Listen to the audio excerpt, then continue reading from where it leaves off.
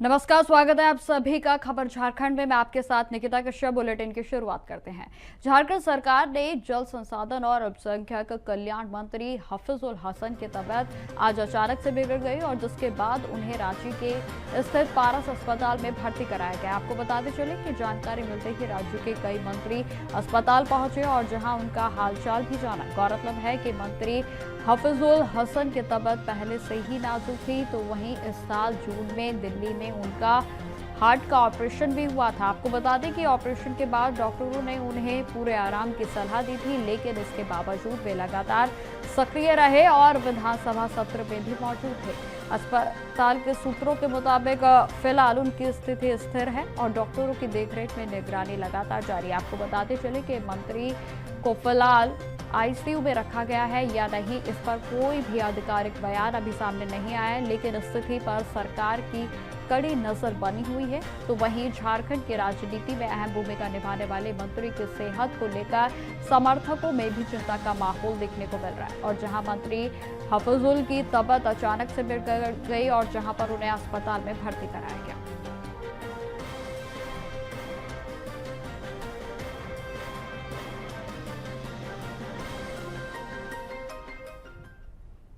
खबरों में आगे बढ़ते हैं। झारखंड सरकार में बड़ी जल संसाधन और अल्पसंख्यक कल्याण मंत्री हफीजुल हसन की तबीयत अचानक से बिगड़ गई और आनन फानन में उन्हें पारस अस्पताल में भर्ती कराया गया। तो जिस तरीके से हम आपको पल पल की अपडेट दे रहे हैं कि उनका अस्पताल में फिलहाल उपचार जारी है और जिसको लेकर उनके समर्थकों में चिंता की, जहां पर एक तरफ चिंता है तो वहीं आपको बताते चले कि झारखंड में इस समय पूरे तरीके से इस खबर पर सभी की नजर बनी हुई है। जहां ऑपरेशन के बाद डॉक्टरों ने उन्हें आराम करने के लिए सलाह दी थी, लेकिन आपको बता दें कि मंत्री जो है हाल ही में कृषि ग्रामीण विकास मंत्री नेहा तिर्की और दीपिका पांडे भी वहां पर पहुंची और जिनसे बात की हमारे संवाददाता ने। मंत्री जी 1-1.5 घंटे पहले आए थे आप इमरजेंसी में, तो सांस लेने में तकलीफ थी। हमारी इमरजेंसी की जो टीम थी उन्होंने असेस किया उनको। अभी जो डॉक्टर्स उनको देख रहे हैं उनमें है डॉक्टर महेश कुशवाहा जो कि कार्डियोलॉजिस्ट है, डॉक्टर ओमकार झा जो कि पल्मोनोलॉजिस्ट है और डॉक्टर शिव अक्षक जो कि क्रिटिकल केयर के एक्सपर्ट है। अब एक एक करके ये लोग ब्रीफिंग दे देंगे कि उनको अपने हिसाब से क्या क्या डिपार्टमेंट में क्या क्या इलाज करने का प्रयास किया जा रहा है। उनका जब उन्हें लाया गया था उस समय बीपी काफी लो था, बीपी स्थिर हुआ है और हमें लगता है कुछ देर बाद डॉक्टर सारी चीजों को हमें बतलाएंगे और उसके डिपेंडिंग हम लोग आगे का निर्णय लेंगे। की निगरानी में है, उनको इमरजेंसी सर्विसेज में रखा गया है। आप लोग को मालूम है कुछ दिन पहले ऑपरेशन हुआ है, तो शायद कुछ थकान वगैरह की वजह से होगी परेशानी। डॉक्टर की निगरानी में स्टेबल है, बातचीत कर रहे हैं और उनकी स्थिति आगे जैसा डॉक्टर बताते हैं उसके सरकार के वरिष्ठ मंत्री हफीजुल हसन की तबीयत खराब हो गई है। 2 महीना पहले उनका ओपन हार्ट सर्जरी वेदांता में हुआ था गुड़गांव में और उसके बाद से वो ठीक थे, लेकिन अचानक से उनकी तबीयत खराब हो गई है। विधानसभा का सत्र चल रहा था, उस दौरान खबर ये आई कि उन्हें पारस अस्पताल में भर्ती किया गया है। डॉक्टर से बात हुई, डॉक्टर ने कहा कि इन्फेक्शन है और इस खबर के बाद आप देख सकते हैं कि लोगों का जो चिंतक है उनका मिलने का सिलसिला शुरू हो गया है। जो उनके मित्र हैं और जो वरिष्ठ मंत्री है वो भी आने लगे हैं। आप देख सकते हैं कि उनके पुराने सहपाठी कर सकते हैं। डॉक्टर से बात हुई थी, लंग्स में इन्फेक्शन है, कैसे चलिए? ये नॉर्मल है, पहले से बेहतर है और जितनी भी जांच है, चाहे सीटी स्कैन हो या बीपी वगैरह का जांच जो उन्होंने बताया कि नॉर्मल है और बातचीत भी कर रहे हैं अपने से बाहर। क्या लग रहा है कि जहाँ से आए थे 2 महीने का ऑपरेशन वहाँ भी करेंगे या फिर यहीं पर ट्रैवल करेंगे? नहीं, अभी तो 24 घंटा यहाँ ऑब्जर्वेशन में रहेंगे। 24 घंटा के बाद ही कोई निर्णय लिया जा सकता है, लेकिन खतरे से बाहर। बिल्कुल, एक अच्छी खबर यह है कि उनकी तबीयत स्थिर है और खतरे से जो है वो बाहर है उनकी तबीयत। और फिलहाल डॉक्टर की निगरानी में उन्हें देख रेख किया जा रहा है। पारस अस्पताल में वरिष्ठ जो चिकित्सक हैं हार्ट के, वो उनकी देख रेख कर रहे हैं। कई लोग उनकी सेहत के लिए कामना करते हैं। कलाम साहब, तो सर आप क्या वहाँ पहुँचाना होगा हॉस्पिटल और डॉक्टर का रिपोर्ट है, उस हिसाब से नॉर्मल है। सब लोग दुआ करते हैं ठीक हो जाए और भला चले। पहले ये तो पहुंचाएंगे डॉक्टर का कुछ आया अंदर से नहीं नॉर्मल है।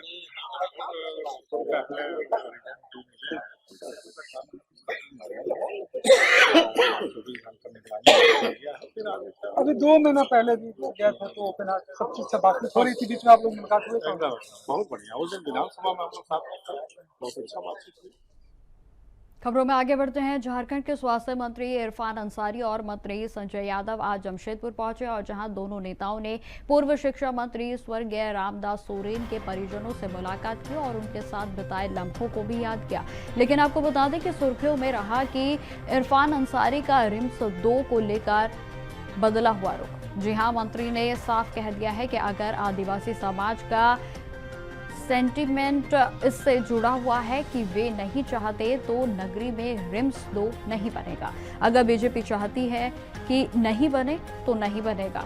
तो वहीं आपको बता दें कि गौरतलब है कि एक दिन पहले ही विधानसभा से बाहर निकलते हुए मंत्री ने कहा था कि नगरी में रिम्स 2 बनेगा और उनका नाम होगा Shibu Soren research centre and अस्पताल। तो वहीं आपको बता दें कि लेकिन अब जमशेदपुर में उन्होंने उस बयान से यू टर्न ले लिया है। दरअसल आपको बताते चले कि नगरी में प्रस्तावित निर्माण को लेकर आदिवासी समाज ने हाल ही में जोरदार विरोध प्रदर्शन किया था। बताया जा रहा है कि जिस जमीन पर रिम्स 2 बनना था उसका अधिग्रहण 1997 में बिरसा एग्रीकल्चर यूनिवर्सिटी के लिए हुआ था, लेकिन किसानों ने दोबारा से मालगुजारी देना शुरू कर दिया था और जहां स्वास्थ्य मंत्री का बयान अब बदलता हुआ नजर आ रहा है।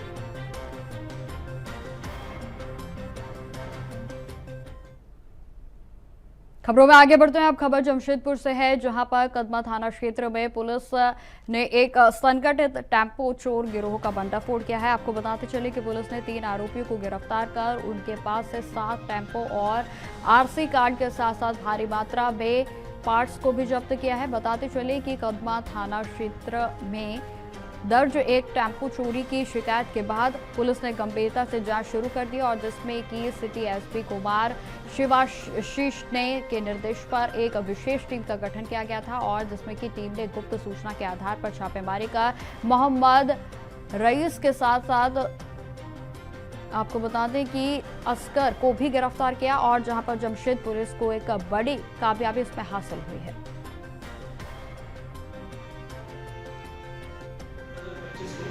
हमें एक वादी का कंप्लेन आया था कदमा थाने में कि उनके ऑटो को अज्ञात चोरों द्वारा चोरी कर ली गई है।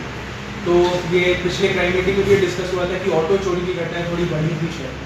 तो उसको देखते हुए वरीय पुलिस अधीक्षक महोदय के निर्देशानुसार एक टीम बनाई गई जिसको लीड डीएसपी हेडक्वार्टर 2 कर रहे थे और उसमें केएम भूमिका जो कदमा थाना प्रभारी हैं आलोक ने निभाई। इसमें हमने टेक्निकल इंटेलिजेंस को यूज़ किया और ह्यूमन इंटेलिजेंस को यूज़ किया और उसके बाद 20 अगस्त को कपाली ओपी अंतर्गत रईस अंसारी के घर पर हमने छापामारी की और एक टेम्पो को बरामद किया, विभिन्न नंबर प्लेट्स को बरामद किया और इसके अलावा कुछ ऑटो के पार्ट्स को भी हमने बरामद किया। उसके बाद कल यानी कि 26 अगस्त को हमने रईस अंसारी को गिरफ्तार किया।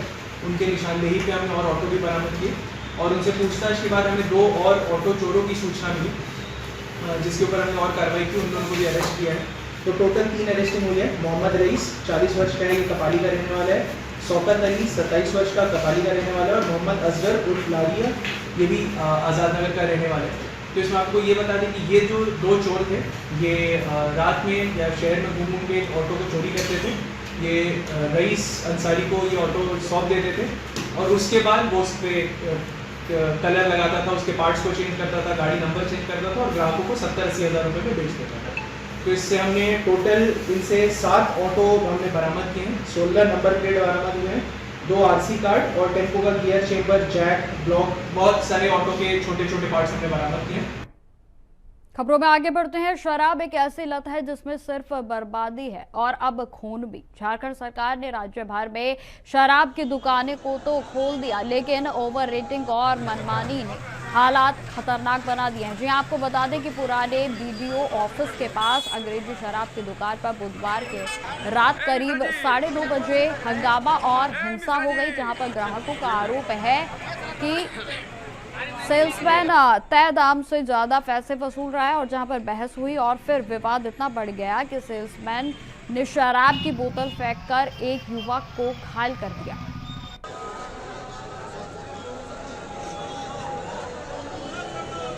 हुआ तो 10 रुपये एक्स्ट्रा बोल रहा था, जो रेट रहता उससे 10 रुपये एक्स्ट्रा मांग रहा था। हम इसके लिए फाइट किए कि नहीं देंगे, तो घंटा पहले निकाला। उसके बाद बोला तो जान से मार देंगे, पटक देंगे, बोलेंगे। लास्ट में बियर वाइन का बोतल आप मेरा माथा मार के छोड़ा है। दुकानदार के द्वारा मारा गया? हाँ, अंदर से बोतल फेंक के मारा। जैसे मेरे पास वो जो ब्रांड मांग रहे थे वो ब्रांड नहीं था। जैसे ऐसा कुछ नहीं है। आप बोतल चला के मारे थे क्या? नहीं, ऐसा कुछ नहीं है। उन्होंने सिग्नेचर का हाफ मांगा, मैं बोला भैया हाफ नहीं है मेरे पास, सिग्नेचर का कोई ब्रांड नहीं है मेरे पास, आप 20 में ले लो। है क्या? ऐसा कुछ नहीं है भैया, वो लोग नशे में थे। मैंने जो बोतल दिया उनको, वही बोतल फेंक के मारे हैं मेरे को, जिससे उनको चोट लगी है। खबरें लगातार जारी रहेंगी, फिलहाल रुकते छोटे से ब्रेक के लिए।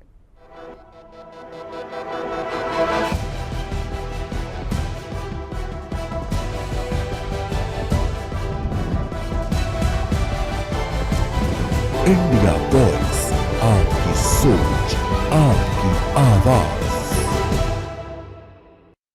ब्रेक के बाद एक बार फिर से स्वागत है आप सभी का। बढ़ते हैं खबरों की ओर। खबर सरायकेला से है, जहां पर जिला कपाली ओपी क्षेत्र के अंतर्गत डागराती बोर्ड के पास एक दुकान में आज दोपहर अचानक से भीषण आग लग गई। आपको बता दें कि जानकारी के अनुसार आग दुकान में रखे गैस सिलेंडर में से शुरू हुई थी, और जिससे कुछ ही मिनटों में इलाके में अफरा तफरी मच गई। तो वहीं आपको बता दें कि राहत की बात यह है कि स्थानीय लोगों की सूझबूझ और बहादुरी में एक बड़ा हादसा होने से टल गया है। आपको बताते चले कि लोगों ने बिना घबराए सिलेंडर में लगी आग पर काबू पा लिया, और अगर थोड़ी भी देर होती तो पूरा इलाका आग की चपेट में आ सकता था। आपको बताते चले कि अग्निशमन विभाग को भी सूचना दी गई थी, लेकिन जब तक फायर ब्रिगेड मौके पर पहुंचते ही स्थानीय लोगों ने ही आग को बुझा दिया। हालांकि किसी को कोई जानमाल की गंभीर चोट नहीं आई है। तो वहीं आपको बता दें कि दुकान का सारा सामान जलकर खाक हो गया है। इस वक्त अग्निशमन विभाग और जिला प्रशासन मामले की जांच में जुटे हैं।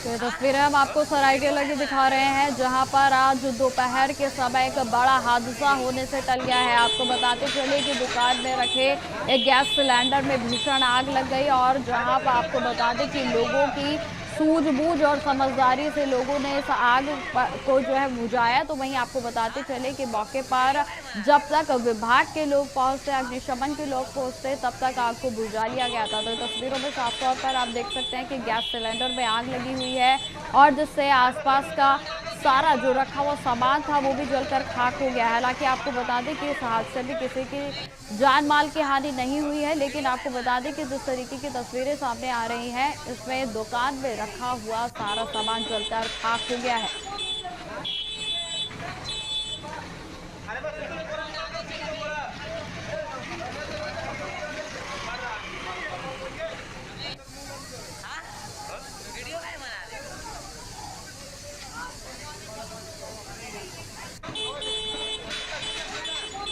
तो सरायकेला की ये एक तस्वीरें हम आपको दिखा रहे हैं, जहां एक बड़ा हादसा होने से टल गया है, जहां पर एक गैस सिलेंडर में भीषण आग लग गई। तस्वीरों में आप साफ तौर पर देख सकते हैं कि दुकान में रखे गैस सिलेंडर में भीषण आग लगी है, लेकिन लोगों की तत्परता और सूझबूझ से इस आग को बुझा लिया गया। खबर जमशेदपुर से है, जहां पर नौकरी दिलाने के नाम पर ठगी और फिर बंधक बनाने का मामला सामने आया है। आपको बता दें कि जहां घाटशिला थाना क्षेत्र में लालडीह दहीगोड़ा में संचालित फर्जी कंपनी MS रिया इंटरप्राइजेस का भंडाफोड़ करते हुए पुलिस ने 4 आरोपियों को गिरफ्तार कर लिया है। आपको बताते चले कि कंपनी युवक और युवतियों को नौकरी का झांसा देकर सैकड़ों लोगों से पैसे वसूलती थी और फिर उन्हें बंधक बनाकर काम कराती थी। तो वहीं पुलिस ने कंपनी का ऑफिस सील कर दिया है और जहां अब लगभग 180 के पास जो युवक युवती हैं उनको घरों में भेजा गया है, घरों पर भेजा गया है। तो लेकिन सवाल बड़ा यहाँ पर यह है कि क्या युवाओं के भविष्य के साथ खिलवाड़ हो रहा है? आखिर यह खिलवाड़ कब तक बंद होगा और ऐसे फर्जी कंपनियों पर समय रहते लगाम क्यों नहीं लगाई जाती है?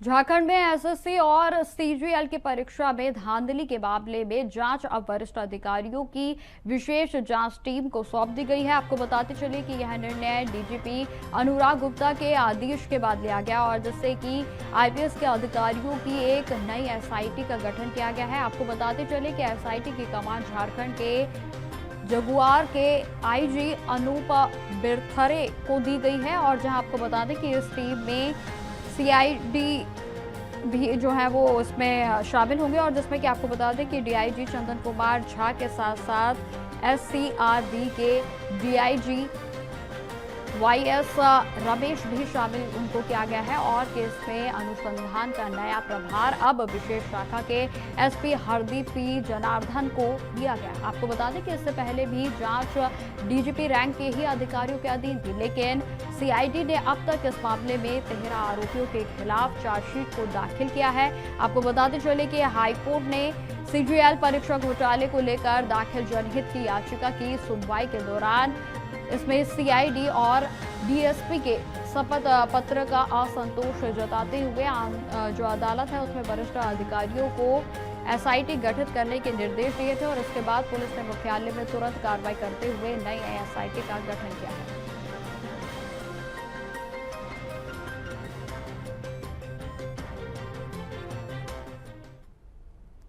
अब खबर धनबाद से है, जहां बहुचर्चित नीरज सिंह हत्याकांड में MP और MLA को कोर्ट ने बड़ा फैसला सुनाया है। आपको बता दें कि पूर्व डिप्टी मेयर और कांग्रेस के नेता नीरज सिंह सहित 4 लोगों की हत्या के इस मामले में उनके चचेरे भाई और झरिया के पूर्व विधायक संजीव सिंह समेत सभी 10 आरोपियों को कोर्ट में साक्ष्य के अभाव में बरी कर दिया गया। आपको बताते चले कि विशेष न्यायाधीश दुर्गेश चंद्र अवस्थी ने यह भी कहा कि अभियोजन पक्ष आरोपियों को साबित जो है करने में पूरे तरीके से असफल रहे हैं और जहां पर कोर्ट का यह फैसला कुल 592 पन्नों में दर्ज किया गया है और जिसमें सभी आरोपियों की रिहाई की पूरी कानूनी प्रक्रिया और तर्कों को भी विस्तार से दर्शाया गया है। आपको बताते चले कि फैसले के ठीक पहले संजीव सिंह को एम्बुलेंस के माध्यम से स्ट्रेचर पर कोर्ट ले जाया गया था और जहां वे बीमारी अवस्था में जो है वो दिखाई दिए। तो वहीं आपको बता दें कि यह हत्याकांड 21 मार्च 2017 में हुआ था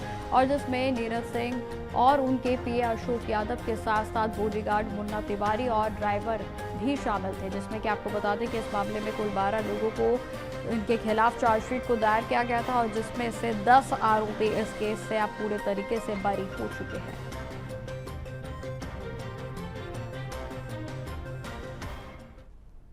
झारखंड सरकार के अल्पसंख्यक कल्याण मंत्री हफीजुल अंसारी की तबीयत अचानक से बिगड़ गई। आपको बता दें कि तबीयत बिगड़ने के बाद उन्हें रांची के CHC में स्थित पारस अस्पताल में भर्ती कराया गया है। फिलहाल उनकी हालत को लेकर मेडिकल टीम निगरानी में उनका उपचार कर रही है।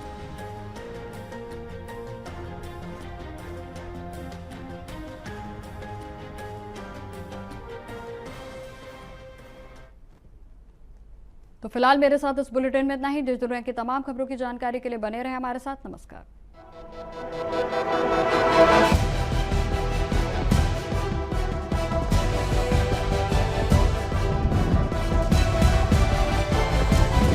इंडिया वॉइस, आपकी सोच, आपकी आवाज।